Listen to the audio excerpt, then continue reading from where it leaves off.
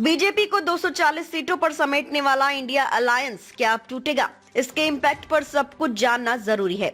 8 जनवरी को आरजेडी नेता तेजस्वी यादव ने कहा, इंडिया गठबंधन का मुख्य उद्देश्य लोकसभा चुनाव में बीजेपी को हराने तक सीमित था। 9 जनवरी को जम्मू कश्मीर के मुख्यमंत्री उमर अब्दुल्ला ने कहा, विपक्ष एकजुट नहीं है, इसलिए इंडिया ब्लॉक को भंग कर देना चाहिए। 10 जनवरी को शिवसेना सांसद संजय राउत ने कहा, अब इंडिया ब्लॉक का वजूद नहीं है तो कांग्रेस घोषणा कर दे, हम अपने अपने रास्ते चुन लेंगे।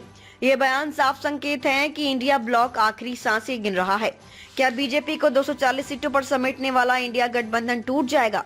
और अगर ऐसा हुआ तो इसका क्या असर पड़ेगा? 18 जुलाई 2023 को बेंगलुरु में कांग्रेस, टीएमसी, एसपी और आप जैसी 26 पार्टियों ने गठबंधन किया।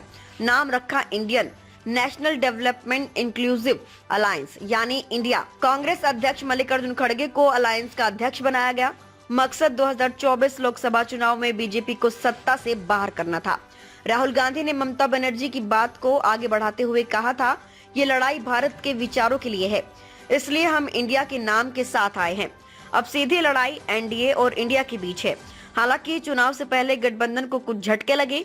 इंडिया अलायंस बनने के 5 महीने बाद यानी 24 जनवरी 2024 को ममता बनर्जी ने अकेले चुनाव लड़ने का ऐलान कर दिया। कांग्रेस ने पश्चिम बंगाल में 10 से 12 सीटें मांगी थी, लेकिन ममता ने सीटें देने से इनकार कर दिया। हालांकि ममता ने ऑफिशियली इंडिया अलायंस नहीं छोड़ा। 27 जनवरी 2024 को नीतीश कुमार के इंडिया अलायंस छोड़ने की खबरें आई। वो इस गठबंधन के सूत्रधारों में से एक थे, लेकिन पाला बदलकर एनडीए के साथ चले गए। फरवरी 2024 में कयास लगाए जा रहे थे कि राष्ट्रीय लोकदल के मुखिया जयंत चौधरी बीजेपी के साथ अलायंस कर सकते हैं। ऐसा ही हुआ भी। चौधरी चरण सिंह को भारत रत्न देने की घोषणा के बाद उनके पोते जयंत बीजेपी के साथ चले गए।